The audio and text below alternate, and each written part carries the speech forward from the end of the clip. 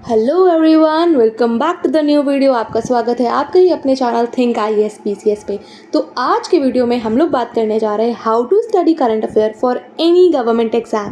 किस तरीके से हमें करंट अफेयर, किस तरीके से हमें न्यूज़ को कवर करना चाहिए किसी भी गवर्नमेंट एग्जाम के लिए। आज का मेरा जो फोकस है that is on UPSC state PCS। But ये जो आज मैं आपसे बातें करूँगी ये आपके लिए हेल्पफुल हो सकती है if you are preparing for SSC one day examination या फिर कोई भी अदर गवर्नमेंट एग्जाम जिसमें करंट अफेयर वाली चीज़ें आती हैं।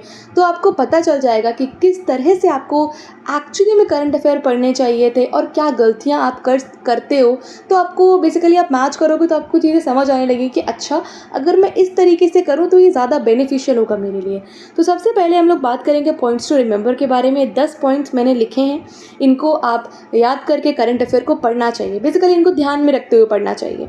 How to use the news for your exam, मैंने एक न्यूज़पेपर लगाया है, ये 16 जून अभी का 2025 का न्यूज़पेपर है। अब न्यूज़ को आपको किस तरीके से पिकअप करना है। हर न्यूज़ आपके एग्जाम पॉइंट ऑफ व्यू से इंपॉर्टेंट नहीं होती है। Every news is not relevant. ठीक है, हमें अपने एग्जाम पॉइंट ऑफ व्यू की इंपॉर्टेंट जो न्यूज़ है वही उठानी है। उसके बाद मैं किस तरीके से नोट्स बनाती थी, ठीक है, ये मैंने अपना पिक्चर लगाया नोट्स का। अब आप मेमोराइज़ कैसे कर सकते हो। एक्चुअली में जो आज आप करंट अफेयर पढ़ रहे हो उसको आपको एग्ज़ाम डे तक कैरी करना है अपने साथ। अब ये हो जाता है एक बर्डन, ठीक है, ये एक बोझ हो जाता है आपके लिए। आपको लगता है कि हाय भगवान, मुझे तो याद ही नहीं है करंट अफेयर, अब मैं कैसे जाऊँ एग्ज़ाम देने के, जिस एग्ज़ाम में 35 तो करंट अफेयर से ही क्वेश्चन आने हैं। उसके बाद मंथली मैगज़ीन रिलायबल रहती हैं या फिर ईयरली कंपाइलेशन जो भी आते हैं। उसके बाद करंट अफेयर के नोट्स किस तरीके से बनाए जाने चाहिए, क्या सही तरीका होता है नोट्स बनाने का। उसके बाद ये मेरे कुछ सजेशंस हैं। अगर आप मेरे चैनल पर नए हैं, ऐसा हमारा ही चैनल है, तो आप लाइक कर सकते हैं वीडियो को, सब्सक्राइब करिएगा, चैनल को शेयर करिएगा अपने फ्रेंड्स के साथ, कॉमेंट में अपना फीडबैक बताइएगा मुझे और सपोर्ट करते रहिएगा। थिंक IAS PCS आपका ही अपना चैनल है ये। चलिए स्टार्ट करते हैं वीडियो को विदाउट वेस्टिंग एनी टाइम। सो देखो, मेरा फोकस है specially for the UPSC because यार इन्हीं लोगों ने रिक्वेस्ट करा था मेरे से कि एस्पिरेंट ने कि यार करंट अफेयर के बारे में बता दो हमें कुछ। मैंने कहा ठीक है, बट मैं स्टेट PCS के बारे में भी ध्यान रखते हुए बताऊंगी। अब देखो SSC वगैरह का मुझे आइडिया एज सच नहीं है, बट ये दो एग्जाम का आइडिया है मुझे, तो इन दो के बारे में तो मैं अच्छे से बता सकती हूँ। बट अगर यार और भी आप लोग अगर वीडियो देख रहे हो, अगर आपको हेल्पफुल लगता है तो आप मुझे बताना कि आपके एग्जाम में किस तरीके से क्वेश्चन पूछे जाते हैं करंट अफेयर से। ठीक है, अब बारी आती है पॉइंट्स टू रिमेंबर में। आपको सबसे पहले पता होने चाहिए कि आपकी डिमांड क्या है एग्ज़ाम की। अगर आप प्रिपेयर कर रहे हो UPSC के लिए, ठीक है, या स्टेट PCS के लिए, बेसिकली इन दोनों की डिमांड थोड़ी बहुत सिमिलर ही रहती है। मतलब कुछ सेंस में डिफर कर सकती है, बट कुछ ना कुछ सिमिलरिटी तो रहती है। बट मुझे वनडे एग्ज़ाम और SSC के बारे में इतना नॉलेज नहीं है, बट मेरे कुछ फ्रेंड्स हैं तो वो बताते हैं कि हाँ इस तरीके के क्वेश्चंस आते हैं, ठीक है, बट आप लोग मुझे ज़्यादा अच्छे से बता पाओगे। तो आपको डिमांड समझनी है। अगर आप UPSC के एस्पिरेंट हो तो मैं आपसे ये कह सकती हूँ कि करंट अफेयर स्टैटिक से लिंक होके आता है।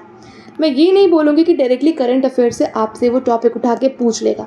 हो सकता है पूछ भी ले, बट हो सकता है ज़्यादा चांसेस ये हैं कि वो नहीं पूछेगा डायरेक्टली करंट अफेयर से, वो स्टैटिक से लिंक करेगा तब आपसे पूछेगा। मतलब मिला जुला करके आपसे पूछता है और आपको स्टेटमेंट वाइज में एक स्टेटमेंट का हो करंट अफेयर का दे दे, एक आपको स्टैटिक का दे दे, देन आपको कन्फ्यूज़ कर दे। ठीक है, इस तरीके से UPSC सवाल पूछता है आपके करंट अफेयर से। ठीक है, करंट अफेयर से डायरेक्टली नहीं पूछता है। देन अब आपको डिमांड का मतलब यही है, यहाँ पे मैं बताऊंगी कि अगर आप UPSC के लिए प्रिपेयर करो तो आपको पता होगा GS1 GS2 ये सारे सब्जेक्ट्स में क्या क्या, ये सारे बेसिकली जो पेपर हैं इसमें कौन कौन से सब्जेक्ट्स आते हैं। ठीक है, अब सपोज हिस्ट्री के बारे में मैं बात कर रही हूँ, तो अगर आपको ये नहीं पता, अगर आपको हिस्टोरिकल न्यूज़ पढ़ रहे हो, आप देख रहे हो कि कोई नई हड़प्पन साइट मिली है, तो आपको पता होना चाहिए कि ये आपके GS1 से रिलेटेड है, GS2 से रिलेटेड है, या फिर अगर आप स्टेट PCS में हो तो कौन से मतलब पेपर में एक्चुअली ये न्यूज़ जो है वो रिलेटेड कौन से पेपर से, मतलब पढ़ तो रहे हो आप पर उसका काम कहाँ पे आएगा। हाँ ठीक है, प्रीलिम्स में आएगा, ठीक है, बट सिर्फ प्रीलिम्स क्लियर करना हमारी वो तो नहीं है ना। मतलब प्रायोरिटी हमारा तो बनना है, हमें बेसिकली ये तो जर्नी चल रही है, हमारी डेस्टिनेशन तो हमारी लबासना है। तो लबासना में सिर्फ आप प्रीलिम्स क्लियर करके तो नहीं पहुंच सकते, आपको मेंस भी क्लियर करना है, इंटरव्यू भी क्लियर करना है। तो आपको मेंस पॉइंट ऑफ व्यू से भी पढ़ना है न्यूज़। ठीक है, उसके बाद ठीक है UPSC के बारे में मैंने बता दी, स्टेट PCS में भी सिमिलर रहती हैं चीज़ें। अब स्टैटिक सब्जेक्ट से कभी भी अगर आप कोई भी एक न्यूज़ पढ़ो तो आपको उसे स्टैटिक सब्जेक्ट से रिलेट करना ही पड़ेगा, नहीं तो आपकी जो प्रिपरेशन है उसमें लूप होल है। You have to link the static subject with the current affair जो भी आपने पढ़ा है. Let's see. अब देखो, Axiom launch schedule for June 19 says minister. भाई कोई मिनिस्टर है, उन्होंने बोला है कि एक्सियोम मिशन जो है AXO. अब ये आपके साइंस एंड टेक से रिलेटेड है. साइंस एंड टेक आपके प्रीलिम्स में भी पूछा जाता है, मेंस में भी पूछा जाता है. ठीक है, अब ये जो न्यूज़ है ये प्रीलिम्स पॉइंट ऑफ व्यू से भी इम्पॉर्टेंट है और मेंस पॉइंट ऑफ व्यू से भी इम्पॉर्टेंट है. तो जाकर के जब आपने ये न्यूज़ पढ़ी न्यूज़पेपर में तो आपने देखा कि ये जो एक्सियोम है और इस तरीके के जो न्यूज़ है साथ बाय साथ, चाहे आप गगनयान पढ़ रहे हो, चाहे आप लूना पढ़ रहे हो, चाहे आप एक्सियोम पढ़ रहे हो, चाहे आदित्य L1 पढ़ रहे हो, कुछ भी अगर न्यूज़ में है that is related to science and tech. Science and tech majority portion आपके ले लेता है. कोई भी गवर्नमेंट एग्जाम में अगर जाओगे UPSC और स्टेट PCS में तो लेता ही है. ठीक है, अब अगर आप ये न्यूज़ पढ़ रहे हो, ईरान वो severe response to Israel as a regional crisis intensifies in West Asia. Middle East is every time in news. हमेशा ये ईरान इजराइल वाला रीजन जो है, मिडिल ईस्ट वाला रीजन है, कन्फ्लिक्ट में रहता है, न्यूज़ में रहता है. अब तुम्हें ये न्यूज़ से कोई मतलब नहीं है, कोई सेंस नहीं है तुम्हारी इस न्यूज़ का. तुम्हारे लिए जो ज़रूरी है, बेसिकली सेंस तो बहुत है वर्ल्ड पॉलिटिक्स जियो पॉलिटिक्स के कंसर्न में, बट तुम्हारे लिए जो इम्पोर्टेंट है दैट इज़ ईरान का बॉर्डर. ठीक है, ईरान का बॉर्डर, इजराइल का बॉर्डर, ईरान इजराइल का बॉर्डर. बेसिकली अगर ये कंट्रीज़ न्यूज़ में आ गई हैं तो मिडिल ईस्ट वाला जो सेंट्रल एशिया वाला जो पार्ट है, मिडिल ईस्ट वाला part, not exactly central Asia but middle East वाला जो पार्ट है, ठीक है, वो तुम्हारे लिए इंपॉर्टेंट हो जाता है. तो और भी सारी कंट्रीज़ इंपॉर्टेंट हो जाएंगी. इजराइल में बेसिकली जो बॉर्डर्स हैं, Lebanon, Mediterranean sea, Gaza, West Bank, Syria, Golan Heights, ये सारी चीज़ें तुम्हारे लिए इंपॉर्टेंट हो जाएंगी. ठीक है, जो आपके ओशंस हैं, ओशंस कह रही हूँ, जो सीज़ हैं, से मेडिटेरेनियन सी से बॉर्डर शेयर करता है. ठीक है, बॉर्डरिंग ओशन है अगर कोई है, ठीक है, तो कौन सा है, नहीं है तो कौन सा नहीं है. ठीक है, कुछ किसी भी तरीके के क्वेश्चन आपसे पूछा जा सकता है. एक बार UPPCS में शायद अफगानिस्तान के बॉर्डर पूछ दिए गए थे. ठीक है, तो हो सकता है आपसे इस तरीके के बॉर्डर्स पूछ दिए जाएँ. कोई आपसे मतलब जियोग्राफिकल चीज़ पूछ दी जाए. जियोग्राफिकल समझ रहे हो ना, जियोग्राफिकल मीन्स कोई माउंटेन है वहाँ पे है, अच्छा तो पूछ लिया गया. कोई आपको दिख रहा है बेसिकली ऑयल मिनरल वाला रीजन है तो वो आपसे पूछ लिया गया.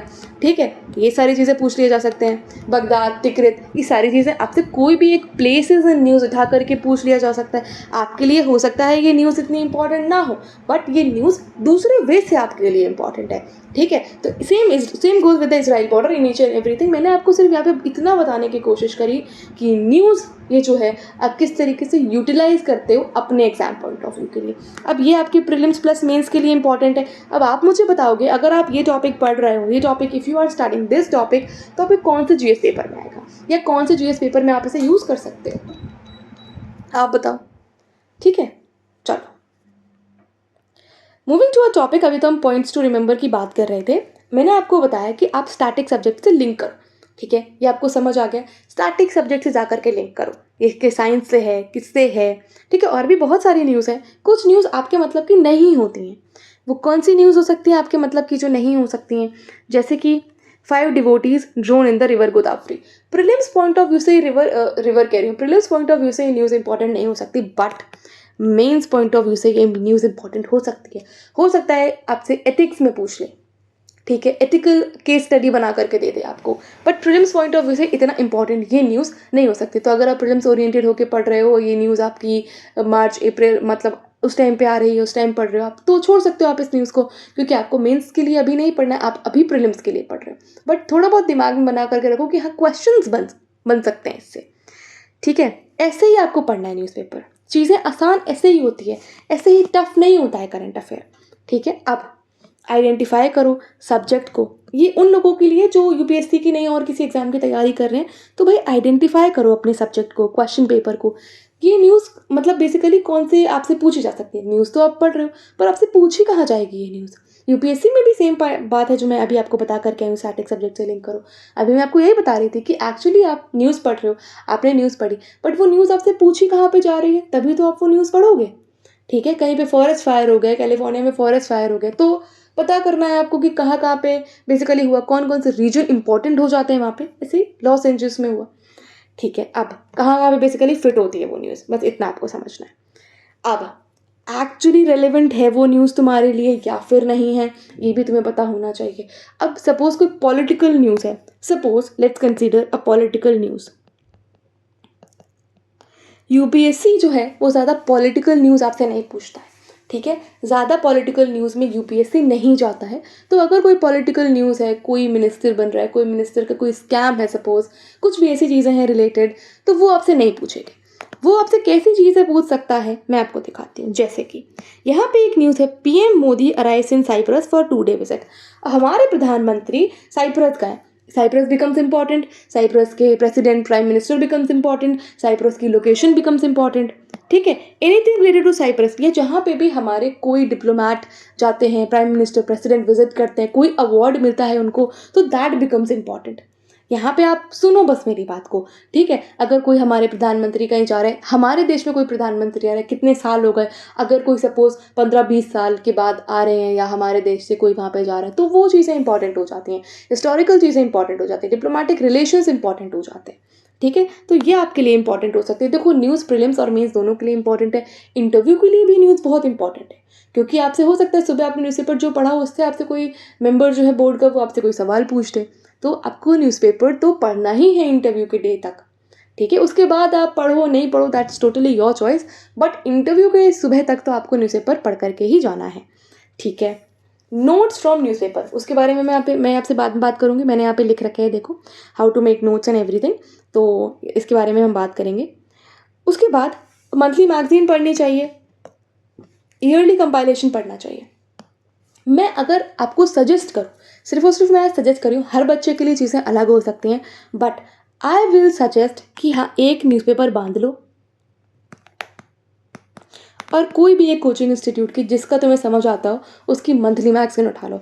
ईयरली कंपाइलेशन मैं सजेस्ट इसलिए नहीं करती क्योंकि वो बहुत ही ज़्यादा बड़ी हो जाती है, बहुत वास्ट होती है, ठीक है। और आप जब पूरे साल भर करंट अफेयर नहीं पढ़ते हो, तो आप जब लास्ट में एग्ज़ाम के 1 महीने पहले वो मोटी सी बुक उठाते हो, तो आपको बहुत बर्डन लगता है, आपका जो कॉन्फिडेंस है वो बहुत ज़्यादा डाउन हो जाता है बेसिकली, और आपको करंट अफेयर का फोमो सताने लगता है। आप डर जाते हो करंट अफेयर को देख कर ही, और करंट अफेयर आप डरोगे कैसे नहीं, जब आपने हर दिन न्यूज़पेपर पढ़ा होगा, न्यूज़पेपर से नोट्स बनाए होंगे, फिर आप मंथ के एंड में कोई भी मंथली मैगजीन एक परचेज करोगे, उसको पढ़ लोगे, 10 दिन लगेंगे आपको पढ़ने में, पढ़ लोगे एंड आपके वो भी नोट्स तैयार हो गए, बस ईजी टू गो। फिर आपको बिल्कुल जो शॉर्ट नोट्स बनाए होंगे ना, आपने शॉर्टकट नोट्स बनाए होंगे, वो आपके एग्जाम से जस्ट पहले काम आता है, जस्ट पहले ना आपका न्यूज़पेपर काम आएगा, क्योंकि एट द एंड आपको वो रद्दी में जा करके बेचना ही है, ठीक है। This is the reality, harsh reality, ठीक है। उसके बाद how to remember till the exam day. अब इसका मैं क्या आपको तोड़ बताऊं कि आप याद कैसे करोगे। अब याद आपको करना है, पहली बात तो सब पर्सन का अलग अलग बिहेवियर होता है। कोई सुबह उठता है, कोई मॉर्निंग पर्सन होता है, भाई वो बंदा सुबह उठ के 5 बजे से जो है पढ़ रहा है, डेली वो 1 घंटा सुबह उठ के वो चीज़ पढ़ता है जो उसने कल पढ़ी, ठीक है। बेसिकली वो याद करता है चीज़ों को। जब वो बंदा 1 घंटा, सिर्फ भाई 1 घंटा, अब ये 1 घंटा आपको पहले दिन लगेगा, दूसरे दिन आपको हो सकता है 50 मिनट लगे वही पेज पढ़ने में, उसके बाद आप इसको कम करोगे 40 मिनट तक, और धीरे धीरे आते आते आप 10 से 15 मिनट तक आ जाओगे वही सेम पेज को रिवाइज करने के लिए, ठीक है, क्योंकि पहले टाइम पे आपको नहीं समझ आती हैं चीज़ें, ठीक। अब याद आपको करना है, शॉर्टकट नोट्स आपको बनाना है, क्योंकि मेरे जैसे पर्सनालिटी को, मेरे जैसे इंसान को बड़ी बड़ी बुक्स देख करके डर लगता है, मोटी बुक्स देख करके मैं डर जाती हूँ, ठीक है। और यही चीज़ अगर मैं शॉर्टकट फॉर्म में एक पेज 1 लाइनर्स नोट बना लूँ तो मुझे ईजी लगता है चीज़ें, ठीक है। तो अगर आप भी इस तरीके से हो तो आपको ईयरली कंपाइलेशन नहीं सूट करेगा, मुझे पता है, बट अगर आपको थोड़ा बहुत भी आप शॉर्ट नोट्स बना सकते हो, मतलब एक पेज में A4 पन्ने को बीच से काट दो, मतलब काटना क्या है, बीच से लाइन बनानी है, ठीक है, ये A4 पेज है, बीच से लाइन बनानी है, इधर को छोटा छोटा लिख दो, मतलब बहुत छोटा छोटा लिखो, ठीक है। मैं ना चीज़ों को, मेरी आदत, मेरी कह लो कि मैं ऐसा कर लेती हूँ कि मैं बहुत बड़ी सी चीज़ को बहुत छोटे में लिख सकती हूँ और वो चीज़ मुझे याद हो जाती है। तो हो सकता है ये आपके लिए भी करें, बट अगर आपको एग्ज़ाम डे तक चीज़ें लेकर के जानी है तो आपको डेली पढ़ना पड़ेगा। बिना गैप के, बिना स्किप के डेली पढ़ना पड़ेगा, डेली रिवाइज करना पड़ेगा। अगर आप सोने से पहले कर सकते हो तो सोने से पहले कर लो, सुबह उठते ही कर सकते हो तो सुबह उठ के कर लो, रिवाइज तो करना पड़ेगा। टिप्स एंड ट्रिक्स के बारे में भी बात करते हैं आगे चलते चलते। आपको मुझे एग्जैक्टली अब मैं क्या बताऊँ टिप्स एंड ट्रिक्स, जैसे जैसे मैं पढ़ाती रहूँगी आपको कुछ ना कुछ टिप्स बताती रहूँगी, ठीक है। एडवाइस मैं आपको लास्ट में देती हूँ कि क्या करना चाहिए क्या नहीं करना चाहिए, ठीक है, वो आपको एडवाइस पता चलती रहेंगी, क्योंकि साथ साथ मैंने सजेशंस वगैरह भी लगा रखे हैं, अपने नोट्स भी लगा रखे हैं। चलो, ये मैंने आपको दिखा दिया कि किस तरीके से आप न्यूज़ को यूटिलाइज कर सकते हो अपने अपने एग्जाम पॉइंट ऑफ व्यू से। मैंने आपको यूपीएससी और स्टेट पीसीएस को ध्यान में रखते हुए बताया, बट आप अपने एग्जाम से देख लेना कि आपके एग्जाम में किस तरीके का क्वेश्चन पूछा जाता है करंट अफेयर्स को लेकर के। चलो यार, मतलब what is this going on, कभी लाइक कोई एयरप्लेन क्रैश हो रहा है, अभी हेलीकॉप्टर क्रैश हो गया, मुंबई में ट्रेन वगैरह का देखने को मिलता है, like this is very unfortunate. मतलब न्यूज़ पेपर देखने का मन नहीं होता है ये सारी चीज़ें देख करके। Let's move on to a topic. अब मैं कैसे नोट्स बनाती हूँ करेंट अफेयर के, let's have a look on my notes. हो सकता है तुम्हें हेल्प हो जाए। अब देखो, ये मैंने करंट अफेयर बनाया होगा जनवरी 2024 का, बेसिकली किसी बुक से ही बनाया होगा, यूट्यूब वीडियो से बनाया होगा, ऐसे कुछ बनाया होगा। अब ये जो मैंने लिखा हुआ है यहाँ पे स्वच्छ सर्वेक्षण 2023 का आया होगा, प्रेसिडेंट ने निकाला। अब स्वच्छ सर्वेक्षण में बेसिकली गंगा सिटीज़ के बारे में पूछा जाता है, यूपी में गंगा सिटी कौन कौन सी है। अब जब मैं गंगा सिटी पढ़ रही हूँ तो मैं गंगा रिवर साथ में प्रिपेयर करती चलूँगी। तो अब मैंने यहाँ पे क्या करा है, बेसिकली मैंने इंटरलिंक करा है। इंटरलिंक करा है गंगा का ओरिजिन, बेसिकली गंगा आती कैसे, गंगा का ओरिजिन कैसे होता है, ठीक है। तो आपको पता है भाई अलकनंदा भागीरथी वाली स्टोरी, ईच एंड एवरीथिंग, तो मैंने यहीं पे लिख ली। अब मुझे इसके लिए जा करके अपने नोट्स नहीं ओपन करने हैं, ठीक है, जा करके अपनी ज्योग्राफी की बुक नहीं ओपन करनी है, एनसीईआरटी नहीं ओपन करनी है, मुझे करंट अफेयर के साथ साथ ही यहाँ पे ये चीज़ मिल गई लिखी हुई, ठीक है।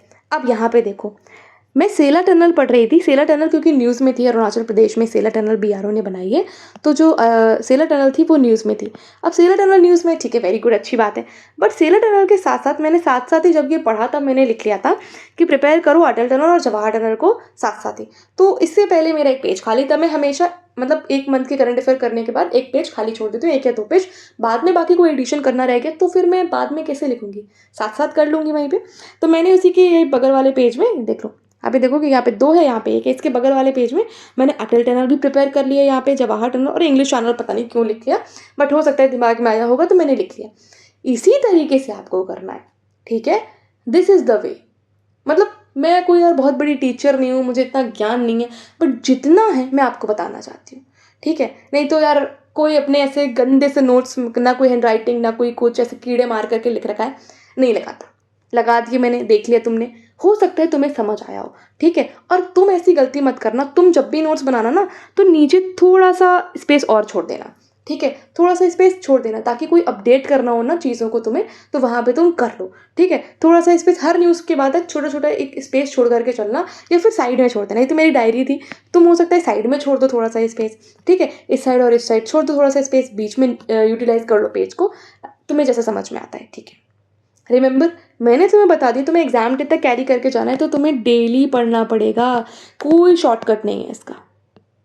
याद करने का कोई शॉर्टकट और ट्रिक नहीं होता है, याद तुम्हें करना पड़ता है। स्टोरी तुम एक बार समझ लो कि न्यूज़ में था क्या, उसके बाद शॉर्टकट फॉर्मेट में अपने नोट्स में लिख लो, तब तुम्हें समझ आएगी। यही बात मैंने तुम्हें बता दी है। मंथली मैगजीन का करना चाहिए, ईयरली कंपाइलेशन करनी है। आई सजेस्ट मंथली मैगजीन और एक न्यूज़पेपर। और ईयरली कंपाइलेशन जो है वो मैं सजेस्ट नहीं करती, क्योंकि बहुत बर्डन कर देता है वो हमारे ऊपर। पापा नोट्स कैसे बनाने हैं करंट अफेयर के, ये काफ़ी कठिन हो जाता है लोगों के लिए।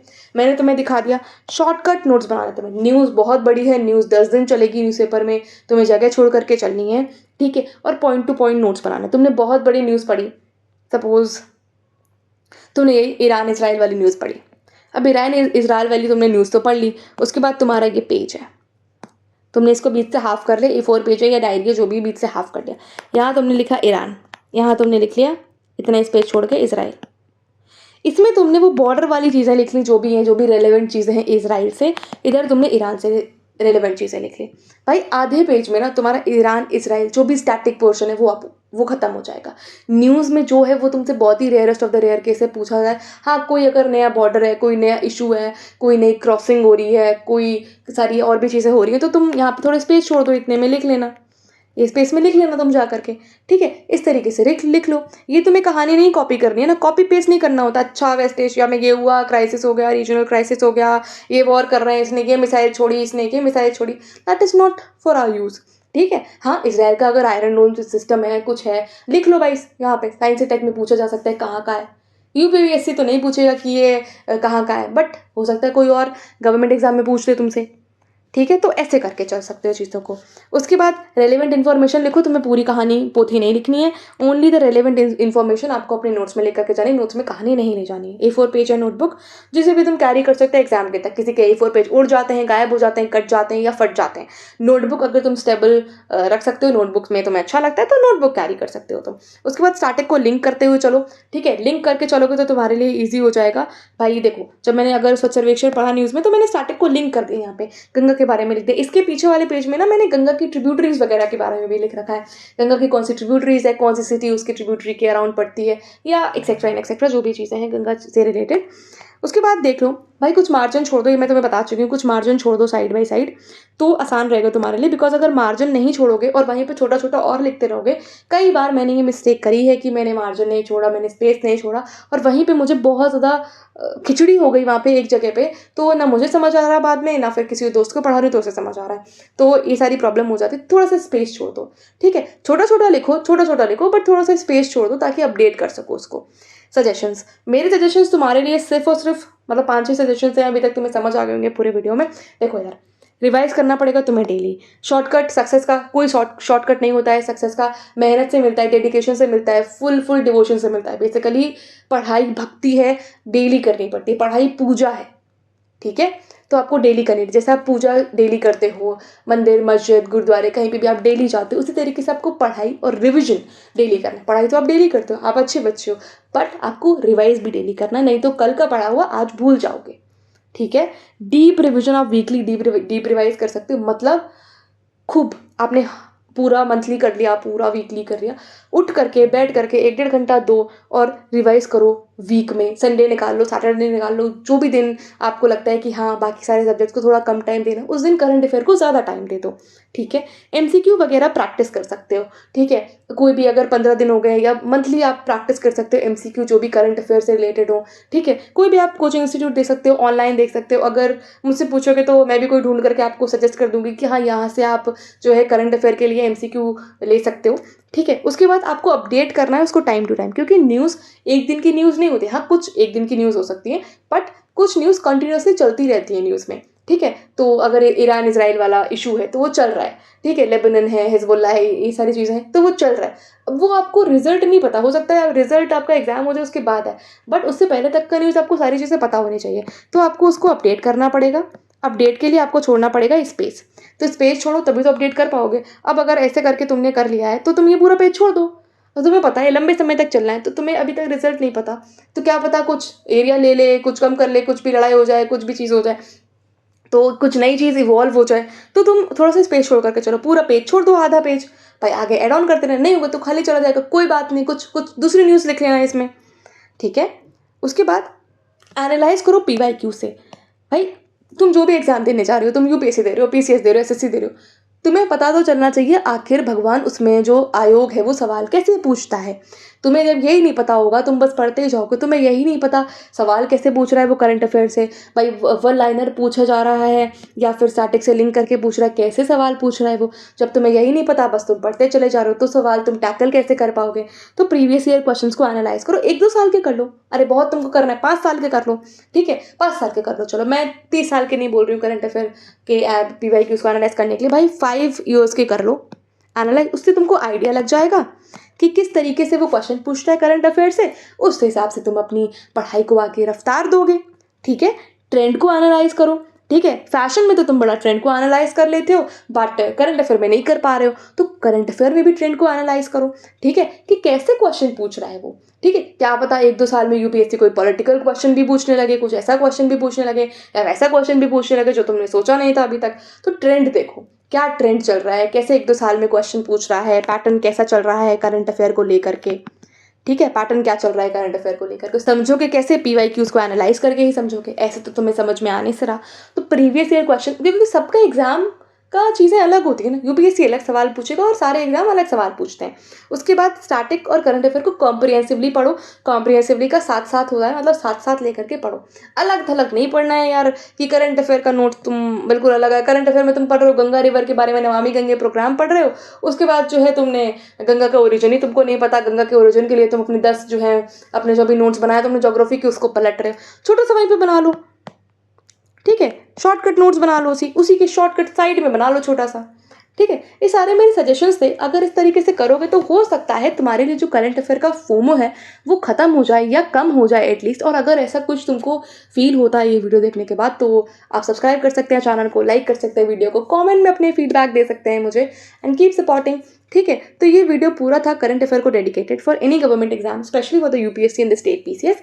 तो अगर आपको ये वीडियो पसंद आया है तो मुझे ज़रूर बताना, मिलेंगे आप लोगों से नेक्स्ट वीडियो में। तब तक जिस भी आप एग्जाम के लिए तैयारी कर रहे हो अच्छे से करते रहना एंड पढ़ते रहिएगा। Bye bye, all the best.